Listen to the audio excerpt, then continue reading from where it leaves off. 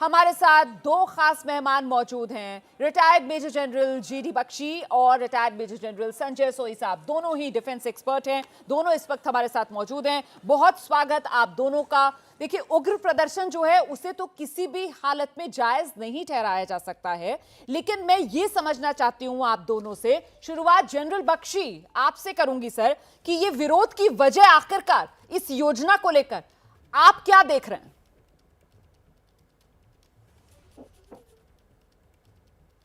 देखिए, सबसे पहले तो मैं अपील करना चाहूंगा तमाम युवाओं को कि देखिए, सेना में हम अनुशासित लोग लेते हैं, चाहते हैं, ठीक है।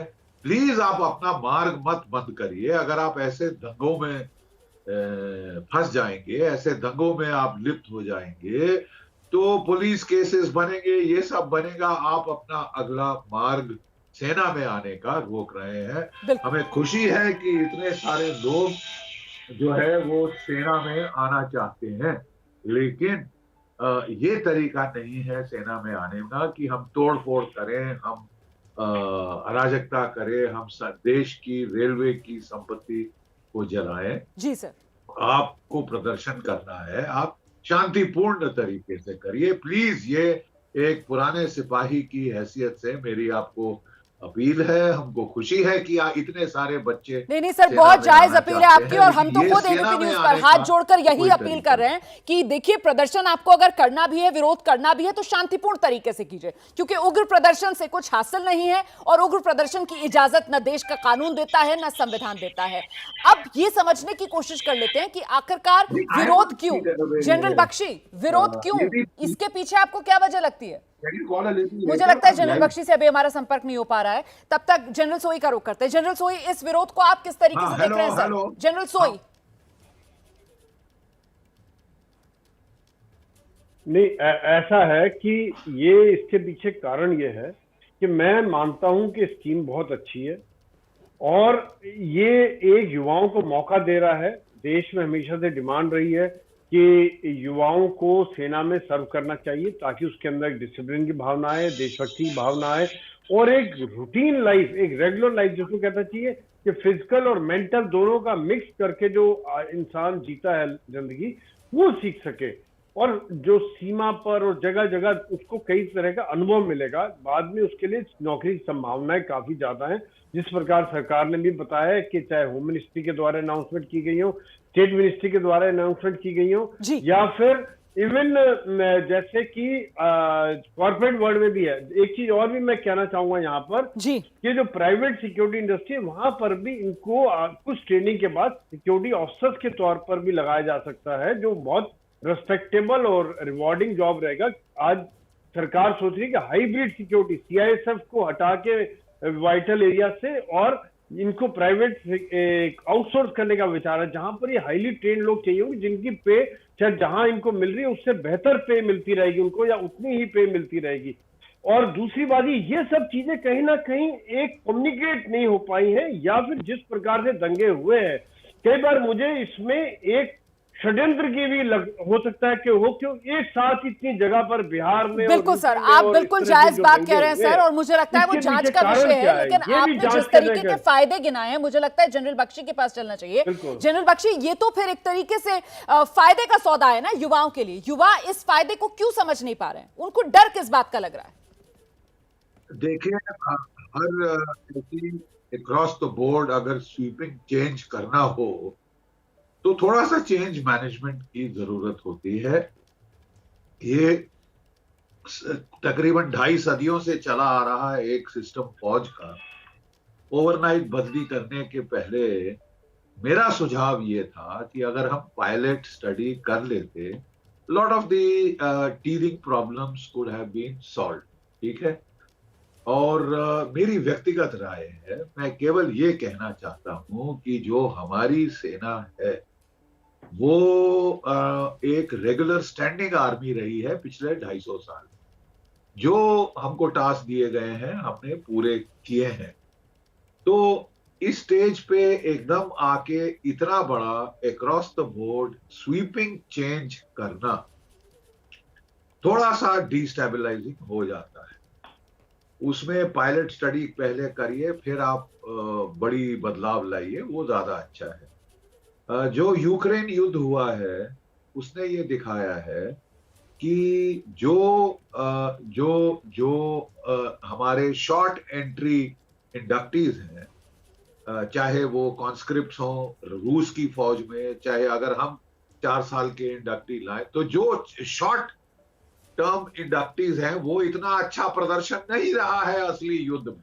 जी जब लद्दाख में चीन के फौजी आए थे 2-2 साल की एंट्री स्कीम पे, उनका भी बड़ा बुरा प्रदर्शन रहा था हमारे जवानों के सामने। जी तो चीन का मॉडल यहाँ क्यों हम लगाना चाहते हैं, उसके पहले मेरे ख्याल थोड़ा सा सोच विचार ज्यादा हो जाता तो अच्छा रहता। और फिर अगर आप 35,000 लोग जो है हर साल रिलीज करेंगे टू द सिविलियन सोसाइटी, तो अगर उनको एब्जॉर्प्शन नहीं हुआ सीआरपीएफ, सीआईएसएफ, बीएसएफ, आईटीबीपी इत्यादि में या और सरकारी एजेंसीज में, तो फिर ये इस तरह की चीजें होंगी। मतलब देखिए, किस लोग तरह की चीजें पहले होंगी सर? आर्मी एक कैरियर था, अब वो कैरियर तकरीबन लोगों को लग रहा है कि खत्म हो गया, खलास हो गया, कि भाई हम तो क्या जॉब सिक्योरिटी क्या है, 4 साल के बाद मैं सड़कों पे फिर होऊंगा। तो थोड़ा तो ये चिंता है, लेकिन इसका ये मतलब नहीं कि लोग इस तरह के प्रदर्शन करें हिंसात्मक, कि वो आग लगाएं, आगाजनी करें, वो ट्रेन की संपत्ति डिस्ट्रॉय करें। ये तो आपको फौज के लिए अनफिट करे। बिल्कुल सर, मुझे लगता है आप कोई जनरल सोई फौज का में रुख करते हैं। जनरल उपद्रवी सोई, जो लोग जनरल नहीं बख्शी ने मिलेंगे। यहाँ पर बड़े 2 पॉइंट्स रखे। एक तो वो युवाओं के गुस्से को लेकर एक तरीके से बताने की कोशिश करें कि साहब सेना को लेकर एक जो सबसे बड़ी जॉब सिक्योरिटी की भावना होती थी युवाओं में, वो ये 4 साल वाली बात से खत्म हो रही है। शायद ये एक वजह हो सकती है इस आशंका की। और दूसरी बात वो ये कह रहे हैं कि साहब सेना को नुकसान के खतरे की भी कहीं ना कहीं आशंका, जिसकी वजह से उन्होंने कहा कि पायलट प्रोजेक्ट पहले किसी तरीके का चलाकर टेस्टिंग कर ली जाती। जनरल सोई। जी बिल्कुल ऐसा है। जनरल जीडी बख्शी ने जो दोनों पॉइंट उठाए हैं बहुत ही वैलिड पॉइंट है, इसमें कोई शक नहीं है कि इसको एक तरह से ग्रेजुअल तरीके से इंप्लीमेंट किया जाए ताकि एब्जॉर्ब करें, हम नफा नुकसान देखें। एक खाली अभी कागजों पर स्टडी हुई है, 2 साल से इसके ऊपर मंथन चल रहा है, लेकिन वाकई में ये बात मैं बिल्कुल जनरल बख्शी से, कंसेप्ट अच्छा है, थॉट अच्छा है कि यंग लोग हों, लोगों को फौज का एक्सपोजर मिलेगा, ये सब विचार अच्छे हैं, लेकिन बिल्कुल इसको धीरे धीरे इंप्लीमेंट किया जाए। दूसरी बात यह है कि देखिए आज जो हमारी सुरक्षा की जो हालात हैं, यहाँ पर भी मैं जनरल बख्शी से सहमत हूँ कि एक तरफ चीन है, एक तरफ पाकिस्तान है, हमारी इंटरनल सिचुएशन कश्मीर है, पंजाब में गड़बड़ करने की कोशिश कर रहे हैं। ऐसे में अगर हम 32-33 तक 50% अग्निवीर सेना में हो जाएंगे तो 3.5 साल में एक जो कटिंग एज वाले आर्म्स हैं, इन्फेंट्री है, आर्मर है, आर्टिलरी है, वहां पर एक काफी बड़ी दिक्कत आ सकती है, क्योंकि हमें चाहिए अनुभव और यूथ मिक्स। सेना में 3.5 साल में कोई बहुत ज्यादा ट्रेनिंग नहीं हो सकती है। यहाँ पर मुझे वो परसेंटेज भी थोड़ा मैं कम करना रखना चाहूंगा कि मेरे ख्याल से 20-25% से ज्यादा अग्निवीर ना हो, यूथ रहे और एक अनुभव के साथ मिक्स होके वो काम करें। लेकिन ये जो बात है, ये चीज, बल्कि मैं ये कहूंगा सेना एक आक्रामक व्यवस्था है जो हम सीमा पे सुरक्षा करें। कल गड़बड़ होती है तो बहुत देश की सुरक्षा के लिए खतरा है। यहाँ पर मैं चाहता हूं कि ये चीज सीआरपी, बीएसएफ जहां पर 60 साल तक लोग सर्व करते हैं, वहां पर क्यों नहीं इसको, वहां पर भी क्यों नहीं इंप्लीमेंट किया जाए कि वहां पर भी यूथ की काफी जरूरत है। फौज में तो वैसे ही 17 साल में बहुत सारे जवान आउट हो जाते हैं, वैसी काफी हद तक यूथ आर्मी है। जी, आपने जो बात कही और जनरल बख्शी ने जो बात कही, तो मतलब कुल मिलाकर आप दोनों डिफेंस एक्सपर्ट्स और आप दोनों एक ही पेज पर इस वक्त आ गए। आप दोनों इस बात को लेकर सहमति जता रहे हैं कि साहब ये जो योजना लाई गई है इसको ग्रेजुअली लेकर आया जाता तो बेहतर होता। जनरल बख्शी, जल्दबाजी में फिर मैं ये कहूं कि लाई गई योजना है? देखिए, वही मैं प्लीज रिक्वेस्ट करके हाथ जोड़ के सरकार से कह रहा हूं कि साहब बहुत अच्छी इंटेंशन है, बट ये जो कम्युनिकेशन प्रोसेस है, आप देख रहे हैं कि किस तरह हमारी इंटेंशन कुछ और जमीन पे क्या परसेप्शन हुई है, change has to be managed and such sweeping across the board change सुबह उठ के ऐलान करने से अगर किया जाए तो इम्प्लीमेंटेशन में सीरियस प्रॉब्लम्स आ सकती है। देखिए, हमारे देश में एक जो प्रॉब्लम जिससे ये लोग जूझ रहे हैं वो ये है कि मैन पावर के कॉस्ट बढ़ते जा रहे हैं और रेवेन्यू बजट बढ़ता जा रहा है। कैपिटल बजट जिसमें कि आपने हथियार खरीदने हैं वो घटता जा रहा है।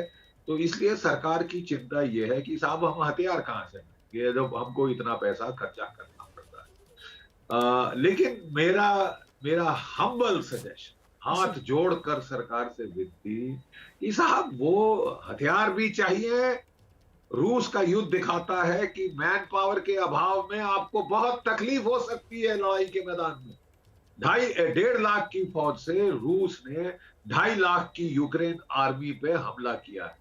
क्या रूस की फौज में हथियारों की कमी है? कोई कमी नहीं।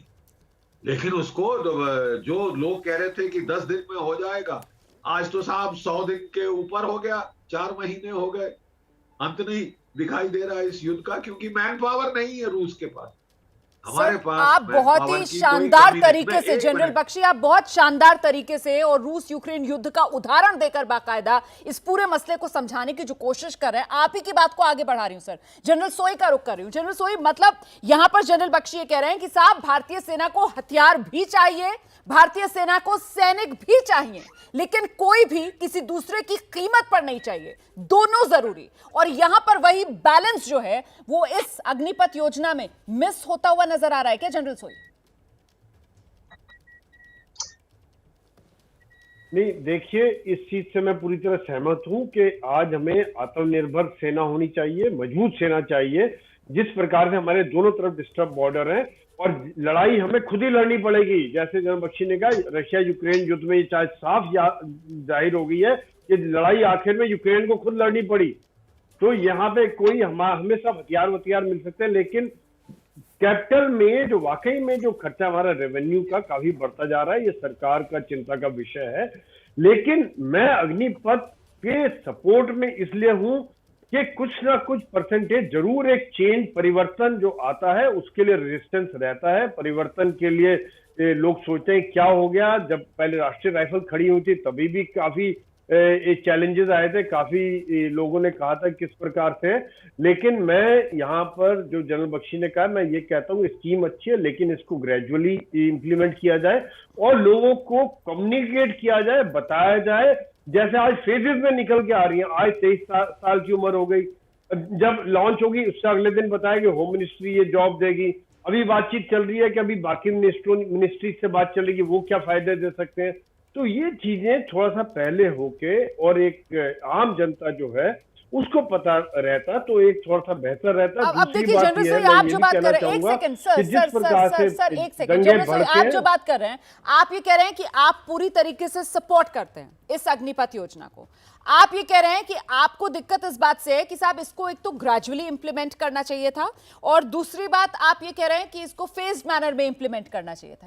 ये पॉइंट आप रख रहे हैं, ठीक है, लेकिन आप सपोर्ट कर रहे हैं इस योजना को। जनरल बख्शी, और एक चीज मैं ये कहूंगा, परसेंटेज ज्यादा है, 50% बहुत ज्यादा परसेंट है, वो बहुत ज्यादा, उसमें मैं पक्ष में नहीं हूं, मैं चाहता हूं परसेंटेज कम रहे। ठीक है जनरल बख्शी, अब आपका टेक इस योजना को लेकर सर।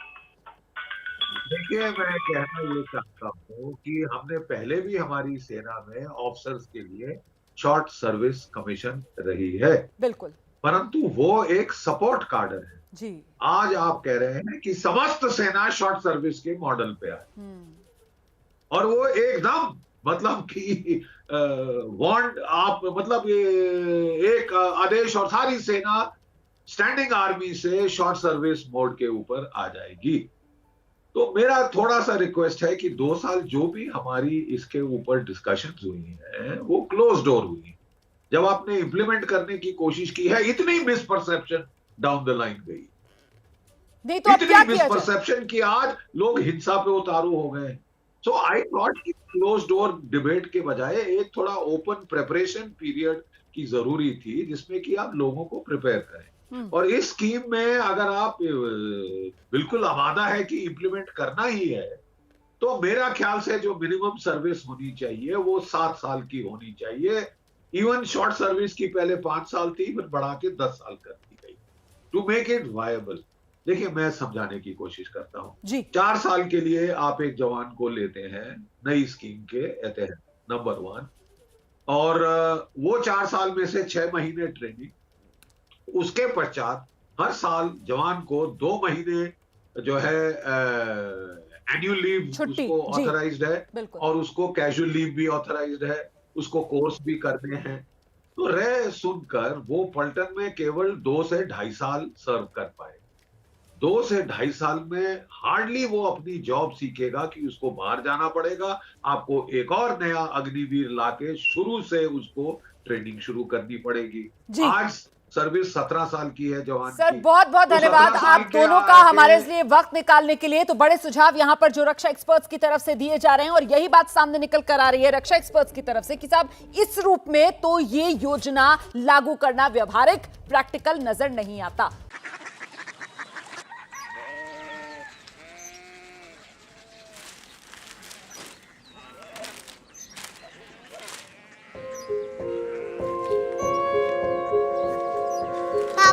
बाबा कोरिया सिटी जानी ना।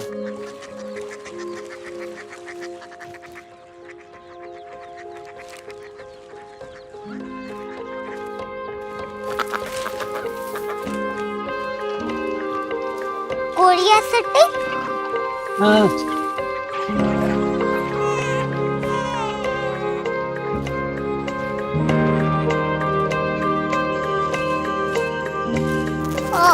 कोरिया सिटी कहाँ पे है? शहर अंग्रेजी लगे हैं।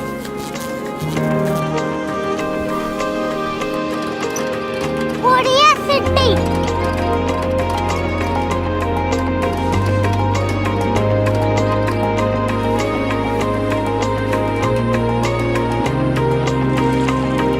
वो बहुत दूर है।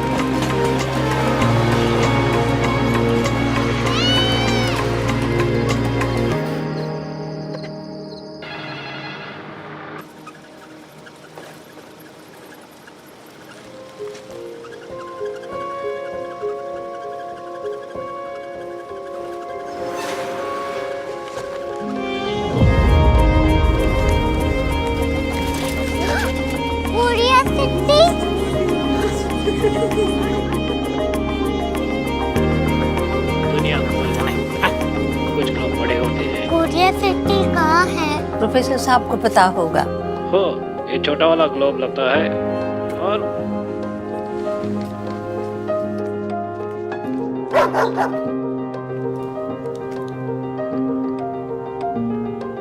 पता नहीं, मेरी बेटी से जाके मिल लो, शायद उसे मालूम हो।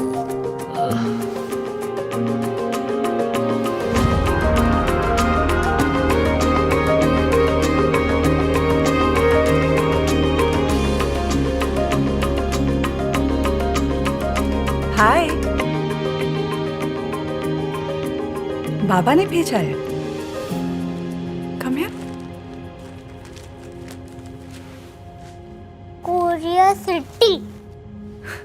कोरिया सिटी नहीं, क्यूरियोसिटी। वो क्या? That's what brought you here? जो तुम्हें यहाँ तक ले आया। क्यूरियोसिटी।